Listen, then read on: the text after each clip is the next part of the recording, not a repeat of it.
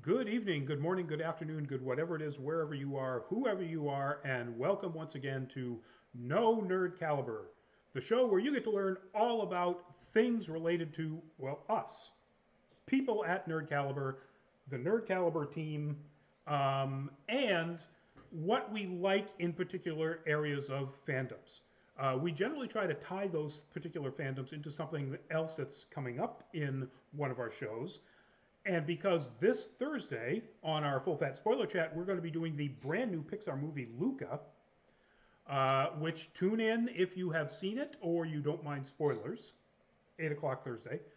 Uh, so we are doing this week our top three favorite Pixar movies and our, maybe not so much favorite one at the bottom. I'm Rodney Brown. I'm the editor in chief of Nerd Caliber, a first person shooter on Facebook as a cosplay photographer, Burley underscore adopter on Twitter, and a couple of other places as a tech journalist. I'm going to apologize in advance for the echoey sound here. I've done everything I can in all the little tweaky things in Zoom to reduce that, but I'm in a big cavernous space. Doesn't look it. It looks like I'm in an office, which I am, but that office opens up to an enormous room over here. Yeah, hello. And joining me tonight is the amazingly talented, the wonderfully bearded, the equally balded. Oh, you're sporting glasses, so there's a difference. Greg, if you would introduce yourself. Hi, everybody. Rodfather 2.0, aka Rodney's doppelganger. Um, you can find me on the interwebs, Wonder Llama Photography, Wonder Llama Cosplay. You can find my studio just south of Greater Boston or downtown Boston area, Red Raven Studios, red_raven_studios on Instagram. Although we're all really terrible about keeping up with social media because there's just too many of them, unfortunately. But if you're in the Boston area, you're looking for some creative photography stuff, we can build sets, we can design shoots for you.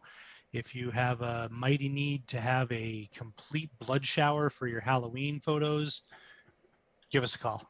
And longtime participant here with Nerd Caliber folks, associate editor. Take it right this time. Yep. Okay, Nailed it. associate editor, Nailed aka it. the associate. Yeah, I think Rodney and I, this is really going to be like the battle of the bald and bearded twinsies here tonight. So Marcus of Queensbury rules. exactly. So we do this generally by alphabetical order, and that's what we're going to do tonight, which means Greg starts. But I'm going to toss this out there because I think Greg's going to agree with me. These are our top three, and there is a least liked, but this could be our top 10, and they're all within this distance Easily. because it's Pixar. Yep. Pixar. I don't think Pixar's made a stinker. They've made some, and that's the worst that I've ever seen out of Pixar. So Yeah. I think the knock against them has typically been even ones where the first installment is good, not great. The sequels, with the exception of the most obvious multi installment, not to mention the first Pixar movie, there's diminishing returns. Cars 2 and Cars 3 were much less watchable than the first one, whether you like that one or not. But again, obviously, all of this is very subjective. Pretty much the majority of Pixar movies, you could throw a dart and you've got a 75% chance of hitting something you love. Rodney's audio sounds like he's not using his headset mic, says our good friend Luminous. and that is 100% correct, Luminous, because this sucker's dead. I'm using, Okay. sadly, the mic built into the laptop because that sounds better than the mic built into the very nice C920 webcam I have. So, yeah, Gotcha. it's echoey. Yeah. So, my bad. But welcome to the chat. Welcome. What else we got out there tonight before we get started? Well, we've had Moonboy 1273 on for a while. I'm not sure if you're still on there, Moonboy. If you are, say hello. And I believe that's it so far. Looking around the other chatty things, yeah, that's where we're at so far. Um, so, Luminous, feel free to weigh in with your opinion on any of our statements here about what we like, what we, I can't even say dislike, what we less like. Hmm. Um, so, Greg, your third choice. Okay. So I'm actually going to start with a brief anecdote because this is super relevant, especially with kind of what I was just alluding to about sequels. So in, I want to say 1993 or 94, I was working for a finance company in downtown Boston doing IT stuff. And there was a big hush hush, behind closed doors, eyes only kind of meeting set up that I managed to wrangle an invitation to without really quite knowing what it was. And it turned out that it was Steve Jobs. He had just left Apple. He had just joined Pixar long before Pixar was anything other than the twinkle in the eye of some computer nerds who were trying to figure out a way to make video or animation on computers.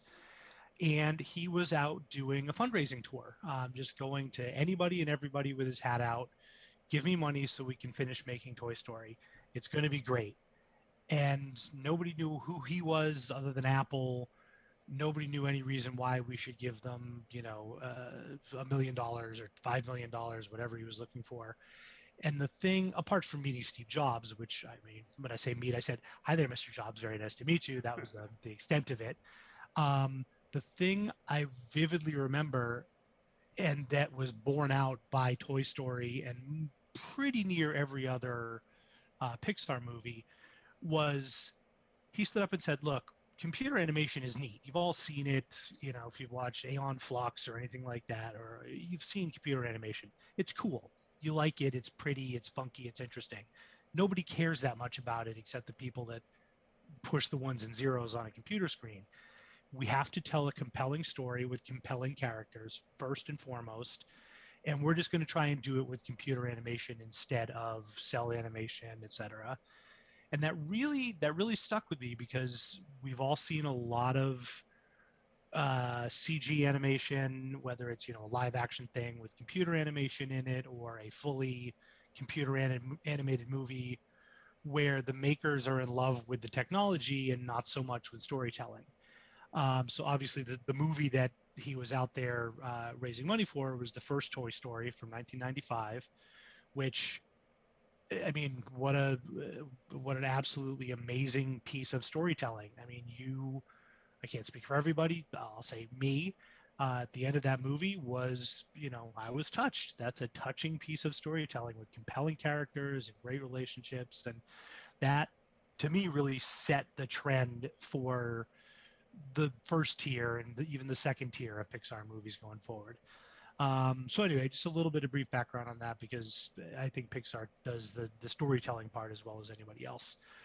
But getting to my number three on that list is something that might not necessarily be on everybody's top three Pixar movies.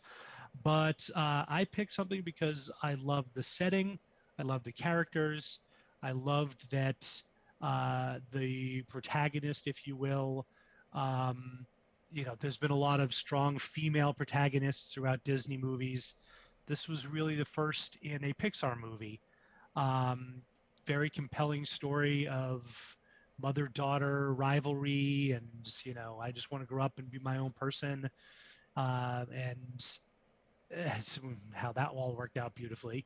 But as a fan of Celtic mythology and mythology in general, this really spoke volumes to me. Is Brave, the story of Merida. I don't remember specifically what they called the land, but what amounted to a princess of sort of pre-anglicized uh, Celtic parts of Ireland. Um, and yeah, Scotland. I Scotland. Sorry, excuse me. Good point. And I think Um, they call it Alba, right? The old Roman name for it. yes, which is the old Roman name for, actually Alba is all of Britain, excluding the Emerald Isle. Anyway, we can get bogged down in in Roman minutiae here since we're both history buffs. Um, Very funny. Um, they did. I mean, Disney has the formula of wisecracking animal sidekicks. Pick a movie. There's a good chance there's at least one. Hakuna Mushu Matata, perhaps baby. being the most notable, or yeah, Timon and Pumbaa for that matter. But the three little brothers, when they get turned into bear cubs, very cute. They worked in the setting. It wasn't just like shoehorned in for cute animal sidekick nature. Um, and it was a real journey of discovery. It was a hero's journey in the sort of the classical sense of the word. Presumably, since it's what came out in 2012, so almost 10 years old. Most people should have seen this, but young girl, like so many in that era, was being let's be generous and call it bartered off to other, to the warlords of neighboring kingdoms to be used to marry off to their sons to cement, or one of their sons to cement alliances, etc. And she completely rebelled against that idea, and the notion that she was going to marry somebody because mom and dad told her to. Um, that in and of itself, I think, is such a trope that people can relate to it, even though the vast majority of us have never been in arranged marriages or promised to be. Um, but yeah, I loved everything about it. The music was fantastic. The production design is lush and beautiful and typical of Pixar. The colors are eye popping. Um, they nailed the history of it in a very believable. It's a mythologized Celtic history. So who knows how truly real it is, but it read as true. It read as faithful anyway. Um, and I loved that. That was really, I'm pretty sure that really was kind of the first.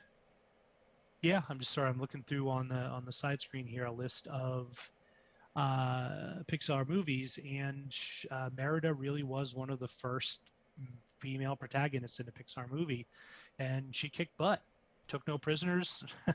she was right up there with Robin Hood as far as archery goes, and I love the fact that between Rodney and I, we could probably off the top of our heads name a half dozen cosplayers who've done beautiful jobs with Merida costumes, and Yeah. probably only have one or two overlaps because she's such an iconic character that so many young women and even not quite so young women love her character, love her hair, love her outfits, love her just general kick-assery, which I love as well. And one of my closest friends, whose dad is Scottish, his daughter is the spitting image of Merida. Has the same, not quite as flaming red hair, but that same long, very curly, very red, strawberry blonde.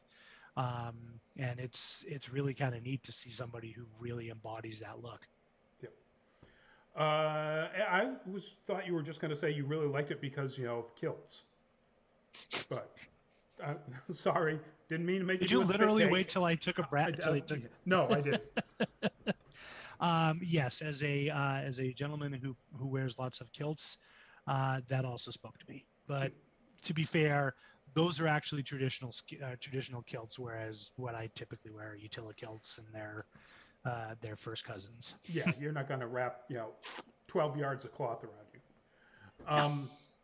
All right, so you've already mentioned it for my number three, and I agree with everything you said about it. It is the original Toy Story. I love Toy Story 3, Toy Story 4 are both of them are good movies. The original Toy Story, I think, sort of well, you say it set Pixar on the path for what we could expect going forward. Um, Fantastic animation, creatively done, really compelling story, not afraid to get pretty dark at times, which is again a characteristic of Pixar. Um, Getting a bit on a tangent here, one of the things that I really hate about traditional American animation, um, even Disney with all of its here comes another dead parent. is that they treat their kids like kids, like little kids, the audience kids, and don't deliver anything real as far as emotion or difficulty to them, as opposed to Japanese animation. And the closest thing we have to the sensibility of how to relate to kids as intelligent, not quite yet adults, as opposed to infants, is Pixar, in my mind. And Toy Story just put that right there front and center. It's hilarious. It's touching. Um, and again, they started right out of the gates like, well, what are we going to do with our first movie? Let's get like some of the best voice cast you could possibly imagine. Um, when Don Rickles passed, I just almost stopped watching Toy Story movies. I mean, and you know, he's just one semi-important side character. Um, so I think Toy Story really, uh, you know, put a pin in where their starting point was, and it was already way ahead of almost anything else that was being done in animation. And you know, everything they did after that had to rise to that level. Almost everything did or exceeded it, and there are some that went a little bit under, and but a little bit under. So you know, it's tough to imagine starting out your entire endeavor with something that good. Um, and they did it. They did fantastic. Um, so I absolutely love it. You know, as a science fiction nerd, Buzz Lightyear is one of the best characters ever created. Um, I just love him, and for whatever Yep. else I might disagree with about Tim Allen is a funny guy. Yeah. Um, and you know, and of course Tom Hanks, because yeah, Tom It's Hanks, America's dad. America's dad. Yeah. Um, yeah, so Toy Story, folks. Yep. If you haven't seen it, And I don't know how, but if you haven't, go watch it. and Rodney, exactly to your point, it's because there's so many classics and they're so good. I don't have any of the Toy Story movies on my list just because, as great as they are, as much as I love them, as seminal as Toy Story, the first installment was, there are other things that, again, purely subjectively, that I like more, that are my personal, that, you know, that spoke to me more in some ways. Right. Um, but 1995. Let me see. I was 30 years old, something around there. And even at that point, the sort of the central meme trope message, if you will, about outgrowing the things of your youth, which they explored in greater detail as Andy got older and older. But even at that point, I'm not 12 years old. That resonated. Yeah. That was powerful. That hit you right where you live. And yeah, they didn't. I mean, it's not a blood drenched anime, of course, but they didn't pull any emotional punches. Yeah. And it's all the more powerful because of that. Yeah. Um, and you know, I actually have two Toy Story movies on my list. Stay tuned for those. Uh-huh. Um, so speaking of things that you like better, y- My number two pick is what I think. If you leave Toy Story aside because it kind of exists in its own little paradigm, I think a good many people would put this on their number one all-time Pixar movie, and it'd be hard to argue with that. The characters are fantastic. The writing is sharp as hell. Um, the design is incredible.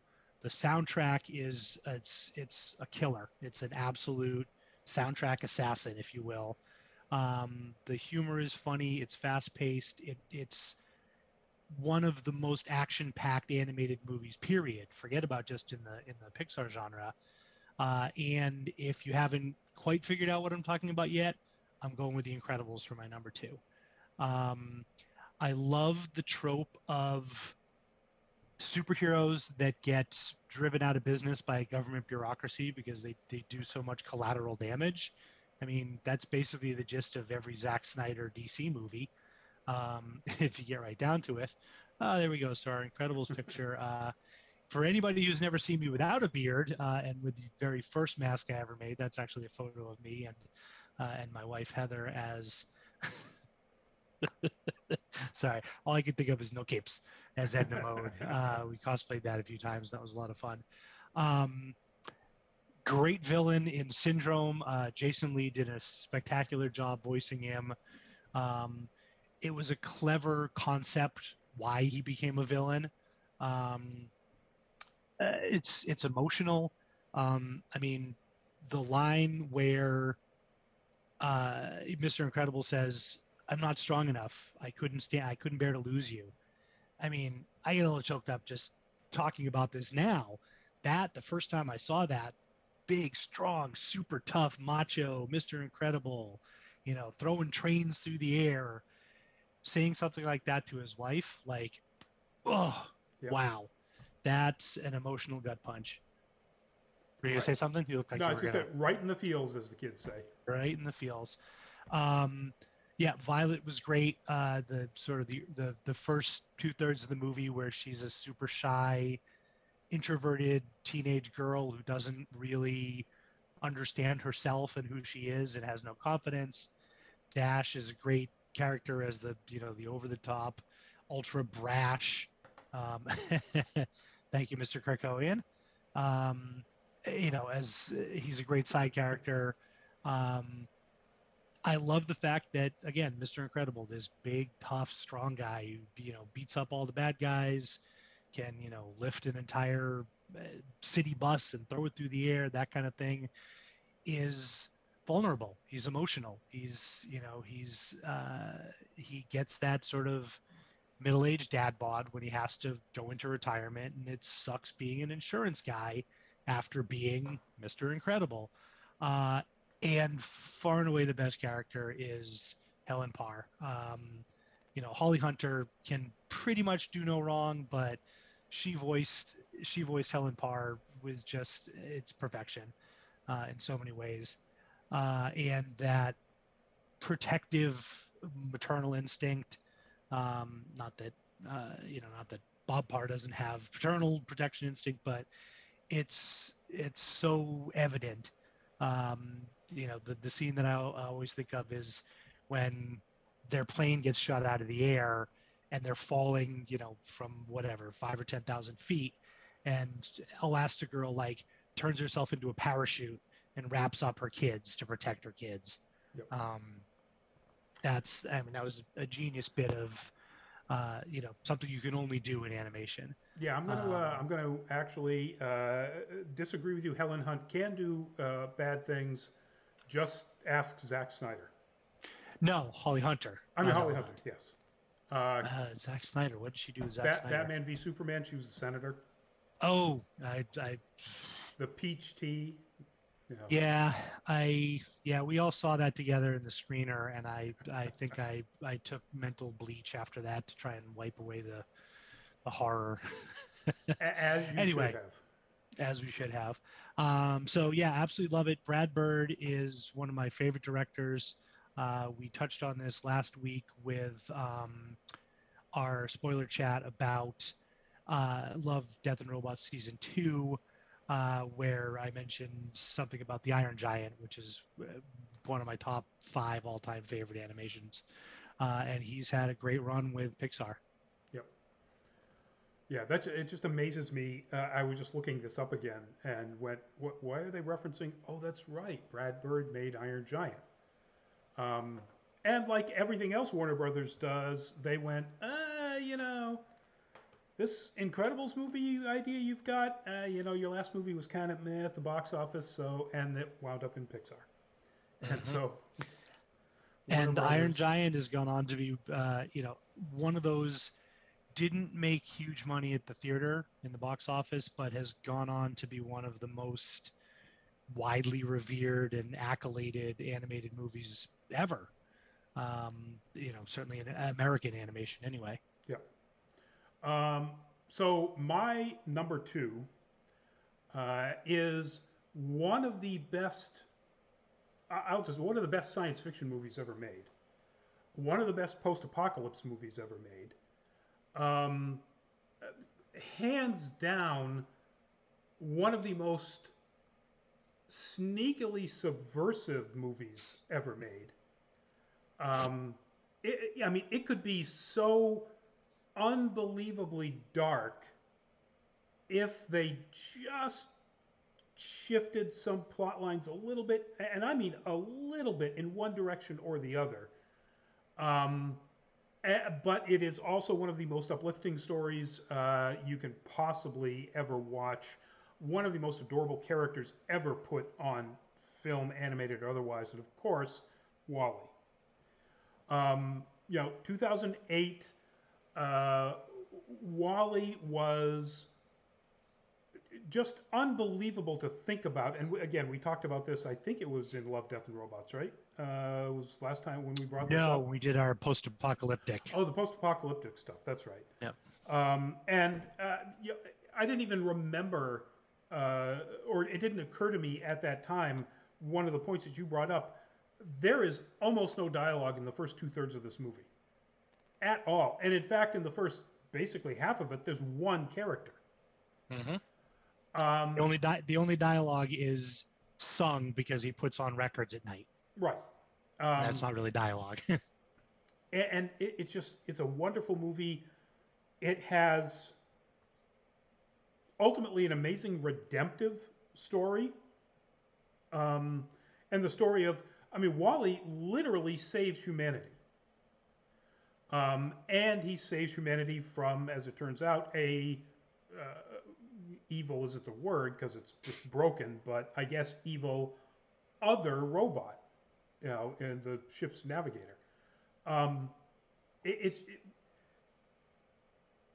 it's got so many deep science fictional concepts, and it plays with them in such a wonderfully fun way that, like I said, it could, I've read stories about, trash worlds and, and a trashed Earth and so on, that are just bleak as hell. And here is a world that is literally nothing but trash. And it's just a wonderful story, and in no small part because the idea that they wrote this character who is just enjoying fulfilling his mission.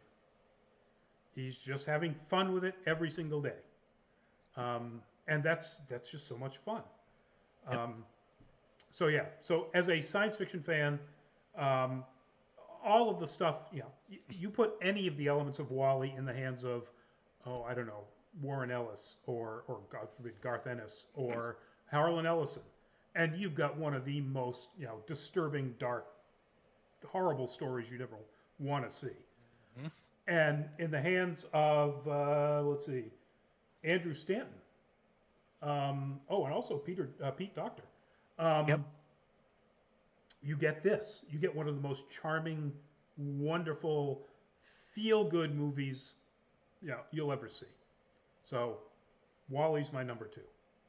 There you go. It easily could have been on my list as well. I knew you'd picked it and would cover it, but I mentioned this as one of my favorite post-apocalyptic movies, even though you might think of Road Warrior long before you would think of Wally. But yeah, and Rodney, you're absolutely right. The thing that makes it so wonderful is that it's joyful. It's not bleak. I mean, it is, but the bleakness is a backdrop. It's not. It's Right. not the primary sort of emotional drive.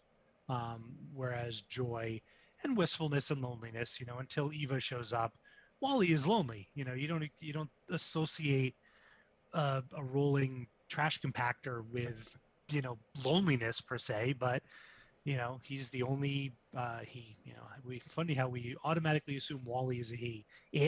They um, Wally goes back to his little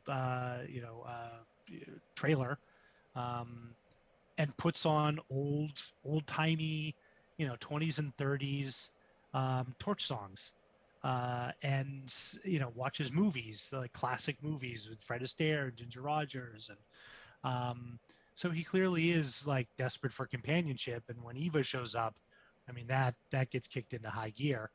um, how you have a romantic comedy with two basically nonverbal robots that aren't really romantic. I mean, they're basically just like super good friends. There's not really any. I mean, when you say romantic, you think a sexual component to that, but there's none of that. Yeah, Um, it's long been one of my favorites as well. Absolutely love it. yeah. One of the best platonic romances on film. There you go. And Mr. Krakowian, yeah, Wally, I agree. Yep. Thank you for your support. Um, so before we get into our number ones, we're going to do our let's not call them the worst Pixar movies. Let's say our least favorite. So Yep. Greg, hit us with your least favorite. Roger that. So this was a little tough as well because it's. I mean, you could almost say, well, so many movies didn't make your top three. Like, why is it up on that list? It's a fantastic movie, and it's certainly not something I would ever say I disliked or found less delightful. Um, I kind of wanted to like this movie. It was very zeitgeisty when it came out. Um, Clearly targeting a little bit younger demographic, a little younger audience. Sorry, I'm going to veer off to the side just a little bit. One of the things that Pixar does as well or better than any other company, any other group of filmmakers, is tell a story that is just as accessible to adults and to children. It doesn't pander to either to get the parents to bring the kids to the movie theater and buy the popcorn, buy the tickets. Parents can walk out of seeing Toy Story, out of seeing Up, uh, and love it just as much as a 5-year-old or a 12-year-old does. Um, but this, I think, was one of the first movies that really was much more geared towards a younger audience and didn't try as hard to be as broadly appealing to sort of an older group as well. So my, let's call it not so much favorite Pixar movie is Finding Nemo. Um, it was cute. It's colorful. It went straight for the classic Disney trope of the dead parent, which I even at that point, even in 2003 when that came out, I got a chuckle out of. Um, but it was okay. It didn't do much for me. It was pretty to look at, but it's far more cartoony. I mean, SpongeBob could live in the Finding Nemo universe, or vice versa, quite easily. Actually, SpongeBob's got better songs, and especially if you're someone who likes to watch cartoons late at night after imbibing things, SpongeBob is probably your go-to. um, yeah, I mean, again, nothing wrong with it. It just, I know people that love Frozen. Never did anything for me, but I'm very clearly not who Disney made Frozen for. As Right. much as I love virtually every animated Disney movie, I'm not the person they made Finding Nemo for, and that's okay. Doesn't have to be. Um, if I never watch it again, okay, I'm fine. Yeah. I think I've rewatched parts of it a couple of times, but I've never sat down to rewatch the whole thing.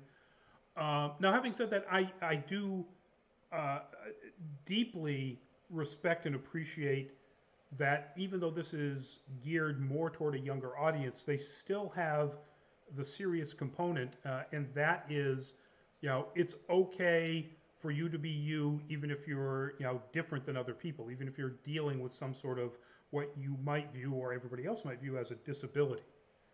Yep. So you've got Nemo with his slightly deformed fin, Dory with her mental health issues.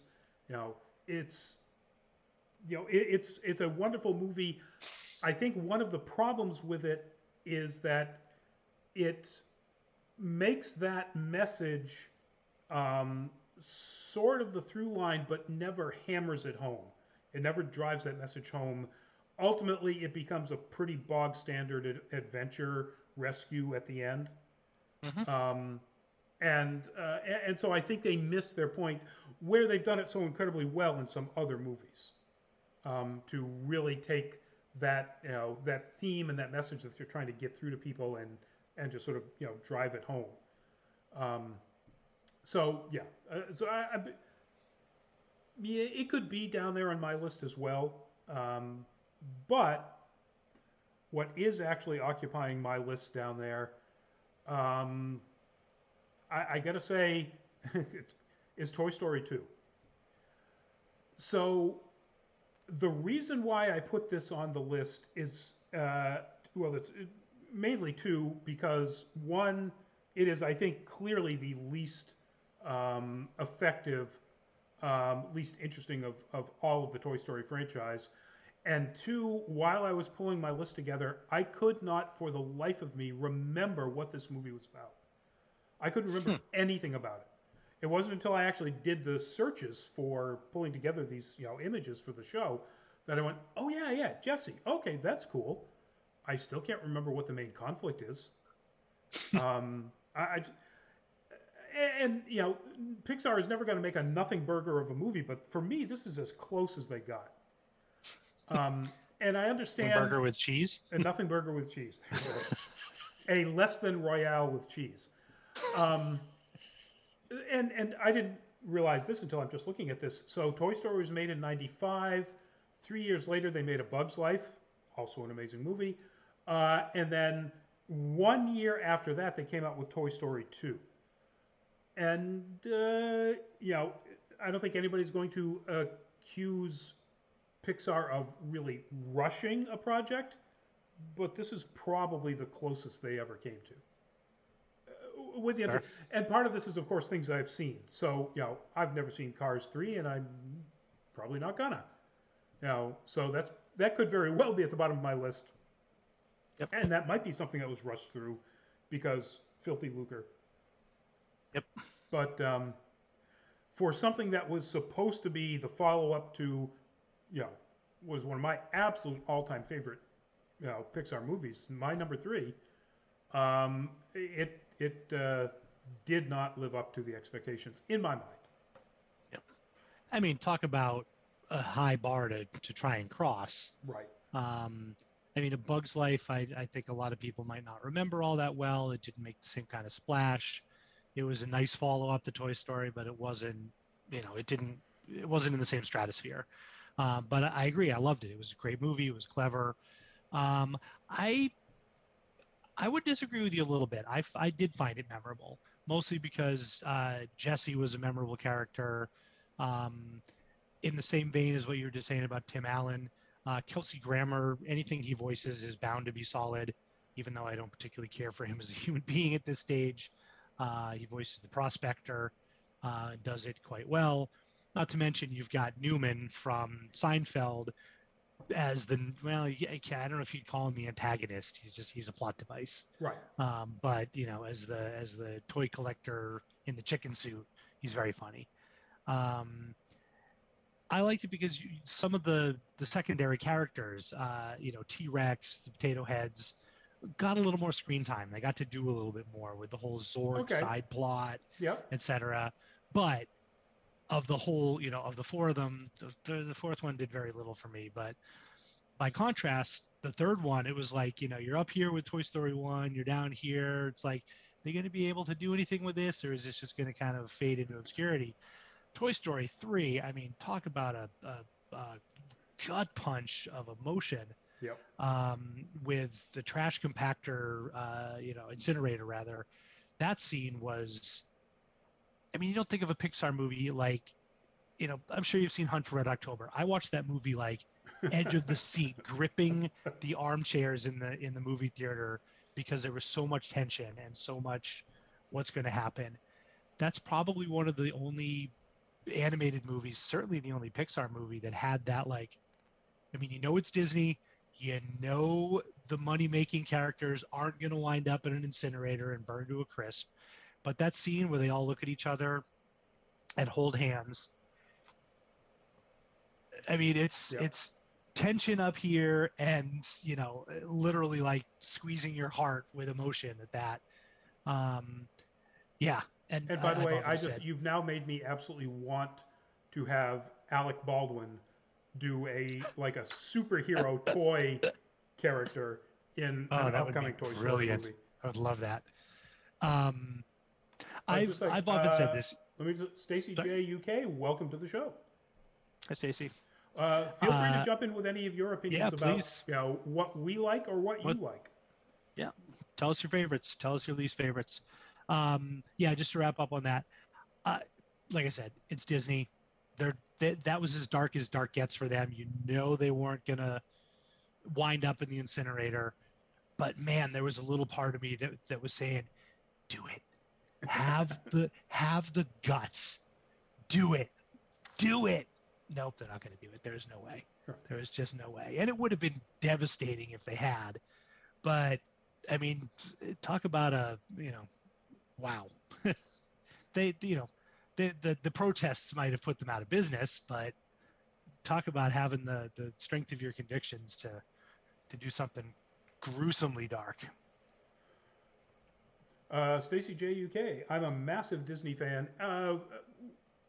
I think it's pretty clear we are. I'm much more a massive Pixar arm of Disney than Disney in general, but I've seen pretty much all of them, um, with the exceptions of things like I just mentioned, Cars 3 and so on. I'm not gonna go out and watch all of the um, I can't think of her name. Um, What are you thinking of? The Pixie and Peter Pan. Um, Oh, Tinkerbell. Tinkerbell. I guess Bell, and that's not long Yep. enough. Yep. Yeah, I'm not going to watch all the Tinkerbell Different movie. follow-ons. So Yep. but yes, big Disney fans around here as well. Yep. Um, Stacey, if you got a favorite Pixar movie, feel free to chime in. Love to talk about it. Absolutely. So, Greg, what My is the number one? my number one, it probably won't be a huge surprise given what I was just talking about, Brad Bird. I'm not even going to tease it out. I'm just going to come out right out and say it. The Inside Out background was just a little bit of a misdirect because as much as I loved Inside Out, my number one is Ratatouille. Just about the most charming movie Pixar has ever made, and charming is the word for it. There's not a huge drama. There's not huge conflict per se. The antagonist is caricaturish. He's not evil. You can't blame a guy who owns a restaurant for wanting rats out of his restaurant. That's not evil. That's just sane. But just absolutely love this. I'm a foodie. I love France. Rodney and I were talking before we jumped on. My wife and I spent a week in Paris for our honeymoon. We've been there a couple times since then. Um, the music was just absolutely spectacular. The production design was gorgeous. The characters were fantastic. Linguini was a little too Jerry Lewis for my tastes to a degree, but he redeemed himself by the end. He got out of his own way, let's say. And Patton Oswalt voicing the titular rat, Remy, was wonderful. I mean, he's a fantastic voice actor, but really outdid himself with Ratatouille. I went to culinary school and worked briefly in the restaurant industry, so I recognize so much of what was going on in this movie. Not the least of which the scene where she tells him, roll up the sleeves, dirty sleeves, meaning you're not doing your job right. And I remember getting whacked on the back of the arm by someone in culinary school saying, "You're making a mess of yourself. You're not doing this right." Everything about it just resonated with me. Uh, you know, didn't have the same huge emotional ups and downs the way Toy Story 3 was that we were just talking about, or even The Incredibles. Um, with one big exception, and it's very brief, it's very subtle. It's one of those blink and you miss it movie scenes where the very end, Anton Ego, who's the very haughty, autocratic, I guess, whatever you want to call it, very obnoxious restaurant critic, um, finally gets the ratatouille that everybody's been talking about. And the scene, it's so freaking genius. He takes a bite, and it's that flashback, like literally the camera pans all the way out to when he's a little kid, comes into the house. There's no story. There's no explanation. He's got a scraped knee. He's got a, bruise, a little bit of bleeding. His bike tire is all clearly fell off his bike. Comes into the house. Mom sits him down, dries his tears, and gives him a plate of simple home cooking. Nothing fancy. We're not talking about, 4-star Michelin cuisine here. And that little bit of homey, uh, tender love and care, if you will, uh, that makes him okay, is so powerful. And it's just, I have memories like that when I was a kid. And just he has that flashback, and then snaps back into himself, and that breaks him out of being this very buttoned down, stuffy, I have to write bad criticism of everything because that's what restaurant critics do. Um, and literally like kind of pulls off the mean guy mask, if you will, or frees him up to be define the joie de vivre, to use a French term. And again, it's how long is that little snippet of a scene? 10 seconds, if that. It's so powerful to me, and that, as much as anything else in the movie, just absolutely stuck with me more than, yeah, pretty much more than anything else. Yeah, I agree. I also worked in restaurants as a cook for a number of years, and one of the things that I took out from this is that the realism of the screw ups. Obviously, the writers of this, Bird wrote it too, right? Yeah. Yeah, he must have worked in kitchens before, because Hmm. it's just, yeah. I'm like, yep, been there, done Yep. that. Um, and I agree. It's a wonderful movie. It's not on my list because, as you say, it's not as impactful throughout the whole thing. It is consistently charming. It's a great word for it. Um, but it doesn't have the emotional impact of a lot of the other Pixar movies, um, which gets me to my number one. So, do what Greg did, just cut right to the chase. It's The Incredibles. Again, like Wally is one of the best science fiction movies, this is, I'm going to argue this, the best superhero comedy ever made. Um, I think this is every bit as funny as Deadpool without Hmm. having to rely on the crude jokes and the cursing, which And a is, lot more emotional because it's a family story. and a lot more emotional. I mean, they could have played Wade's cancer, and I mean, they tried to, and they did a decent job of playing his, pain, and his concern and uncertainty about whether or not his girlfriend was going to react properly to him. Um, Stacy, Pixar's awesome, yes, and Incredibles rock, yes, Incredibles rock, 100%. Um, but yeah, the emotional impact of this movie, of The Incredibles, is just so much stronger. Um, as you said, that I almost burst into tears at Mr. Incredible's statement about how he's not strong enough, or he's not strong enough, and Helen was about to go right at him again. Stop being, and he says, I'm not strong enough to lose you again, and like, damn, that hurts. No, Yeah, you have that's, something in your I eyes. asked. No, you have something in your eyes. Um, uh, and Craig T. Nelson delivering that with every bit of heart wrenching pathos. I mean, he sold that 110%. Um, yes, Holly Hunter is brilliant in this. The kids are great. Jason Lee is revelatory as a voice actor. Um, and but that that moment and early on where you get to really see just how insanely frustrated Bob is, as a insurance clerk. I think Nelson just sold that so hard. Hmm. It was great. and again, as you said, great action. Stacy, who wouldn't like a baby with superpowers? Jack Jack steals the show. For So sure. they could have. This is a great example of how to properly balance storytelling. They could have let Jack Jack and his mystery just dominate this entire movie.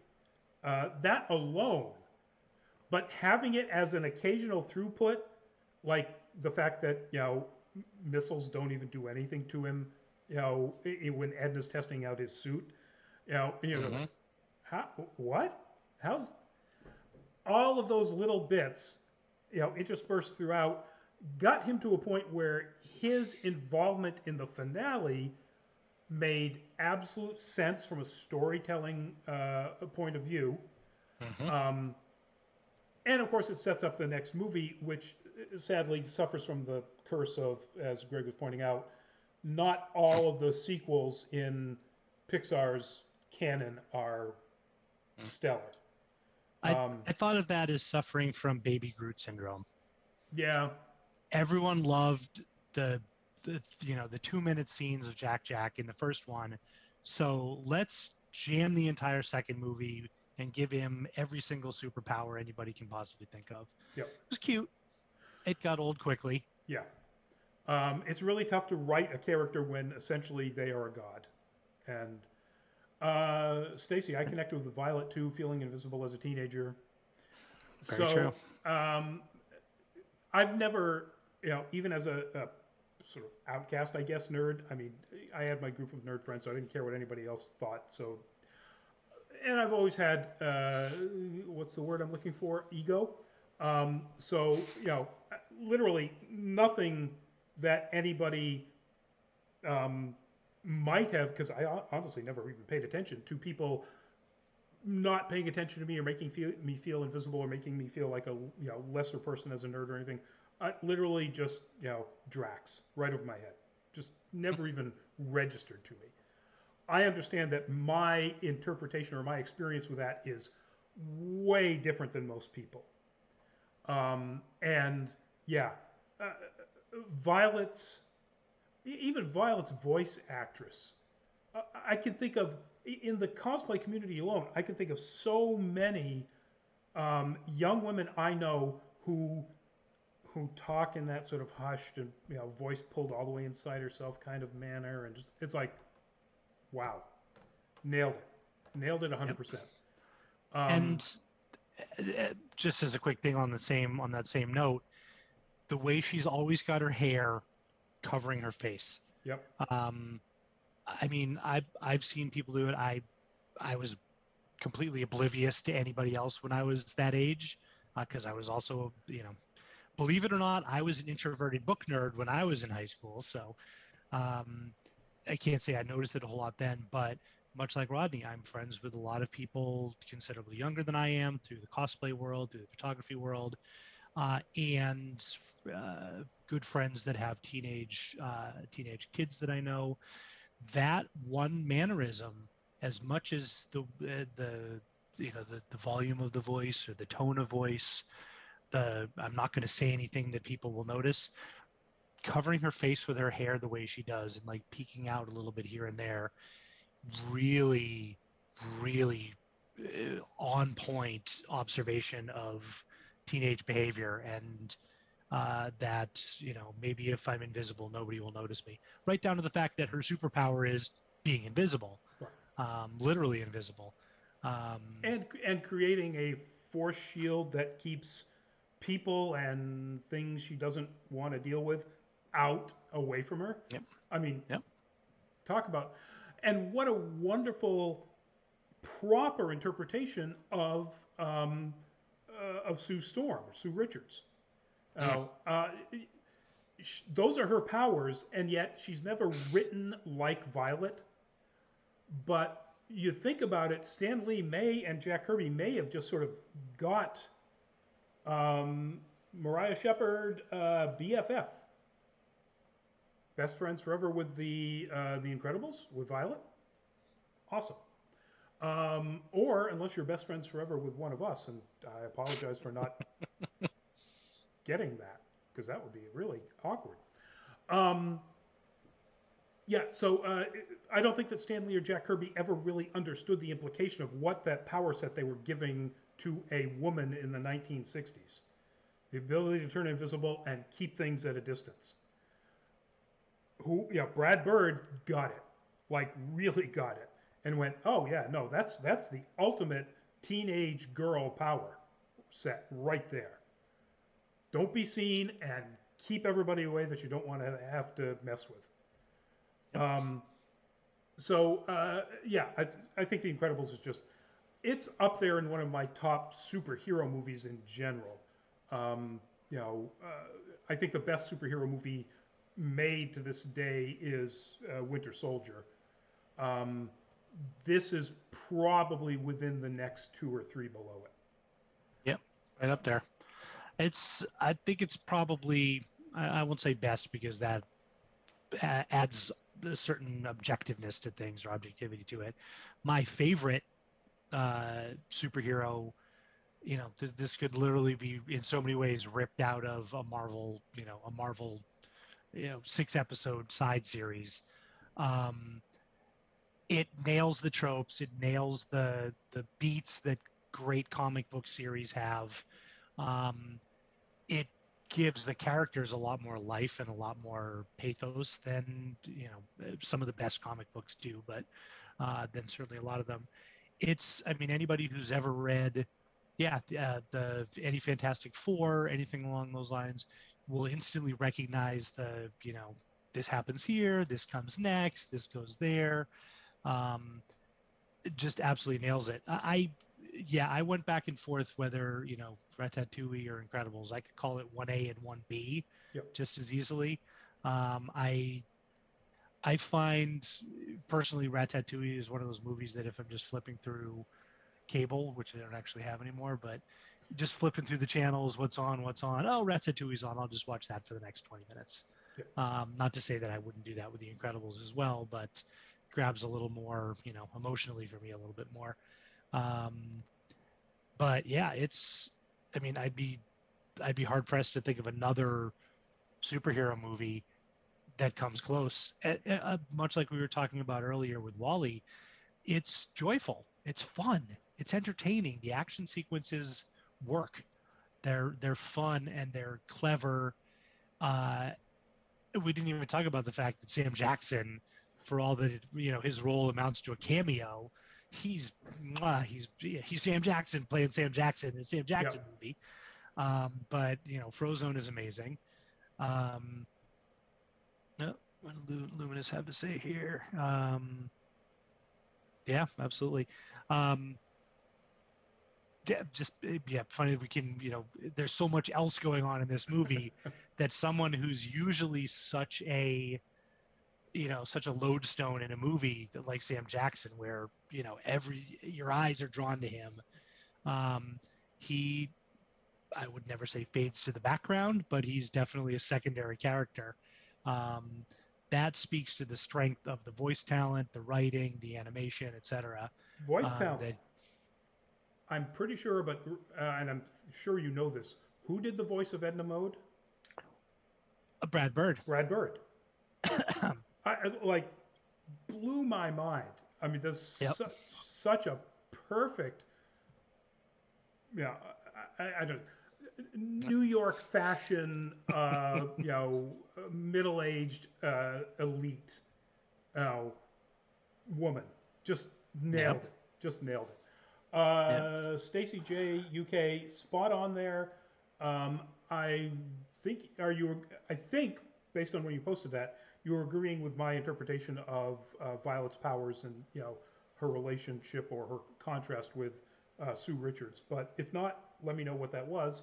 And the Luminous said what Greg was agreeing with. The Incredibles is one of my favorite movies of all time. I like the James Bond and Alan Moore elements. Well done. Along with so much more, Stacey J, I love Edna and Luminous. No capes. No capes. No capes. No capes. So that's it, folks. That's nice guy. Good with children. Yes. And all of her quips are amazing. They really are. They are. Yeah. So, folks, that's it. That is our list of what we think of Pixar. And like I said at the beginning, you know, this top three could have easily been a top 10, and with, you know, one A through Z, you know, in there. Well, that's more than 10. But anyway, you get it. I don't want to do the math right now. Stacy, you're right. That's what I was referring to. Cool. Thank you. So again, thank you everybody who's been in the chat. It was wonderful to chat with you folks. It was very cool. Um, Tomorrow, Nerd Week Live, it might be a kind of a short show because we're not, you know, we had a break. I don't know how that happened. I guess everybody's so tired after E3 and everything. But, you know, we're not swimming in stories, so we can get deeper into some of the stories, which is good. We won't have to rush through them tomorrow night. Thursday, as I mentioned, pardon me.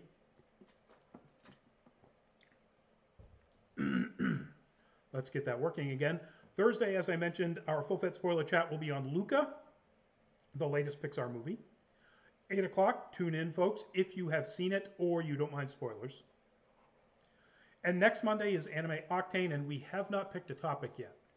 So I'll let you know what that is when we've got it pinned down. There's plenty of options out there, or maybe even just a look at the upcoming summer season. Luminous, I bought the Edna Talking Doll when Incredibles 2 came out. Pardon me.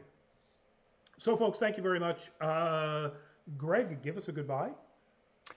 Good night, everybody. Thanks to everyone who joined us on the chat. It's always wonderful when we've got some feedback from people, some back and forth. It's 2 a.m. here. Yeah, Stacy, I was actually just working earlier, or working, I was Zooming earlier with some good friends in Dublin. And I'm actually got to reconnect with them to help them with a computer thing afterwards. And I'm like, yeah, you're going to be up pretty late if you want me to help you with this after I wrap up around 9. So thanks for staying up late with us. We appreciate it. I looking forward to watching Luca this week. I'll be back on with Rodney and the rest of the crew for full fat spoiler chat on Thursday. Always looking forward to a new Pixar movie. Looking forward to seeing that one. And if you're Greater Boston, looking for photography stuff, creative set design, building, etc. Red Raven Studios. You can find us on Instagram, Twitter, Facebook, etc. And give us a holler. Thanks. Cool. And the one thing we'll flog here is, of course, our Patreon, patreon.com/nerdcaliber.